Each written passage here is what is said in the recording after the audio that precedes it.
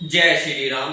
देखो, आपके दिमाग में कभी ना कभी ये सवाल जरूर आया होगा, अगर गवर्नमेंट के पास नोट छापने की मशीन है तो गवर्नमेंट बहुत सारे नोट छाप करके 1-2 करोड़ रुपए किसी आदमी को क्यों नहीं दे देती, सबको 1 करोड़ रुपए बांटते, हर कोई अमीर हो जाएगा। पर सरकार ऐसा क्यों नहीं करती? सरकार क्यों चाहती है कि हर लोग गरीब रहे?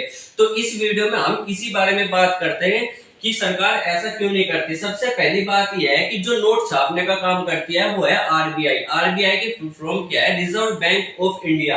ये देखोगे तो ये है रिजर्व बैंक ऑफ इंडिया और ये भारत का सबसे बड़ा बैंक है। तो आरबीआई के पास ये ताकत है, वो जितना चाहे उतना पैसा छाप सकता है, चाहे 1 करोड़ रुपए छपे या 10 लाख रुपए छपे या 1000 करोड़ रुपए छपे। अब ये क्या करेगा? ये पैसा छाप करके अपने पास तो नहीं रखेगा, इसका मकसद होता है कि पैसा छाप करके मार्केट में पहुंचाना, लोगों के पास पहुंचाना। तो ये पैसा लोगों के पास कैसे आता है? सबसे पहले आरबीआई क्या करता है, इस पैसे को बैंकों को लोन के रूप में दे देता है। जिस दर पर देता है उसको बोलते हैं रेपो रेट। रेपो रेट यानी कि अगर मान लो कि 10% की रेपो रेट है, यानी कि 100 रुपए देगा तो ब्याज के रूप में 10 रुपए लेगा। तो बैंक क्या करते हैं? आरबीआई से पैसा ले लेते हैं यहाँ पर, और फिर बैंक क्या करते हैं? इस पैसे को आदमियों को लोन के रूप में दे देते हैं। इस तरीके से आरबीआई से चल करके पैसा कहां तक पहुंच जाता है? आदमियों के पास तक पहुंच जाता है। अब आरबीआई चाह रहा है कि आदमियों के पास ज्यादा से ज्यादा पैसा पहुंचे, तो ये क्या करेगा? इस रेपो रेट को क्या करेगा? कम से कम रखेगा।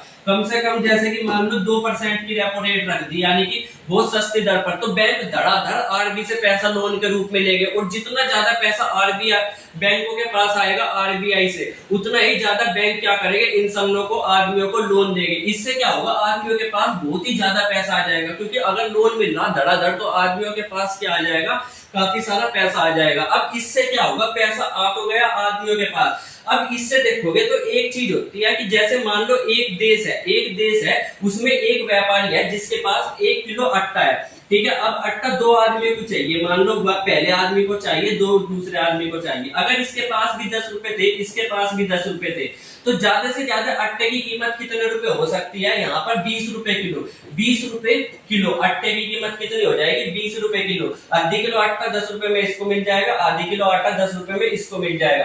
पर वहीं अगर इन सबनों के पास, आदमियों के पास ज्यादा से ज्यादा पैसा आ गया, मान लो इसके पास 10 की जगह 100 रुपए आ गए, इसके पास भी 100 रुपए आ गए, कर्जा ले लेकर के, लोन ले लेकर के 100 रुपए आ गए, तो वही 1 किलो ही आटा है। तो अब इस आटे की कीमत कितनी हो जाएगी? 200 रुपए। 100 रुपए में आधी किलो आटा इसको मिलेगा, 100 रुपए में आधी किलो आटा इसको मिलेगा। कहने का मतलब ये है कि जितना ज्यादा लोगों के पास पैसा होता है वो उतना ही ज्यादा खर्च करते हैं, और उससे उतनी ही ज्यादा चीजें क्या हो जाती है? महंगी हो जाती है। इस जो महंगी चीजों को बोलते हैं, इसको बोलते हैं तरलता। तरलता का मतलब ये होता है कि आदमी के पास कितना ज्यादा पैसा है जिसको वो बहुत ज्यादा आसानी से खर्च कर सकता है। जैसे कि उसके पास नोट है, कैश है, अगर मेले में जाएगा तो सारा पैसा ऐसे ऐसे ऐसे ऐसे करके उड़ा देगा। उसके पास यूपीआई में पैसा है, बैंक में पैसा है, उसको भी क्या कहते हैं? तरलता कहते हैं। केवल नोट छापना ही ऐसा नहीं है कि आरबीआई केवल नोट छाप छाप करके ये सब करता है। आरबीआई पैसा, बाजार में पैसे को क्या करता है? बहुत ज्यादा कर देता है, क्योंकि आरबीआई जब चाहे 1 लाख करोड़ रुपए बाजार में फैला सकता है, जब चाहे वो 10,000 करोड़ रुपए पैसे बाजार में फैला सकता है, ये उसका मन होता है। तो तरलता का मतलब ये केवल नहीं होता कि केवल क्या, केवल कैश। तरलता का मतलब ये होता है कि वो पैसा जिसको आदमी बहुत जल्दी से कैश में कन्वर्ट कर सके या उसको बहुत ही जल्दी से खर्च कर सकते हैं, उसको क्या बोल लेंगे? तरलता बोल लेंगे।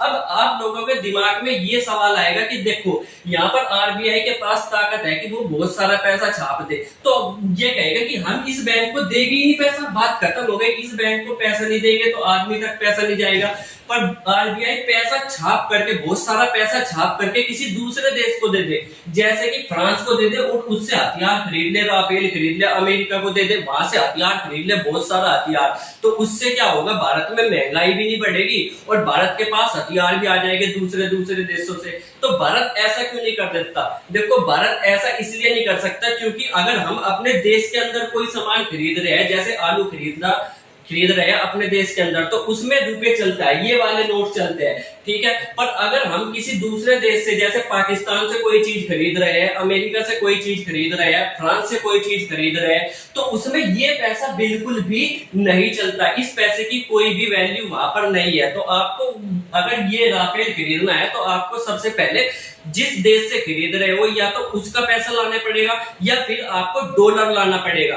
और अगर आप या तो उसका पैसा लेकर आओ या फिर डॉलर लेकर आओ, तभी आप राफेल खरीद सकते हो। तो इस वजह से अगर हम सरकार क्या करे, बहुत सारा पैसा छाप छाप करके ये खरीदना भी चाहे तो ये पैसा कहाँ रह जाएगा, बाजार में ही रह जाएगा, यानी कि इंडियन मार्केट में ही रह जाएगा। और इंडियन मार्केट में रहेगा तो फिर वही चीज हो जाएगी, जो 100 रुपए की चीज है वो 1000 रुपए की मिलने लगेगी, यानी कि जो 10 रुपए की चीज है उसका दाम क्या हो जाएगा, 100 रुपए हो जाएगा। और ऐसा बहुत सारे देशों ने करके देख भी लिया, जैसे वेनेजुएला था, वेनेजुएला ने लगातार धड़ाधड़ नोट छापने शुरू कर दिए, जिसकी वजह से वहां पर इतनी ज्यादा महंगाई हो गई, इतनी ज्यादा महंगाई हो गई, आज उनको 1 लाख रुपए, 2 लाख रुपए, 10 लाख रुपए के भी नोट छापने पड़ते हैं। तो इसी वजह से सरकार क्या है, बहुत सारे नोट छाप करके अब गरीबों को पैसा नहीं दे देती और उनको अमीर नहीं करती।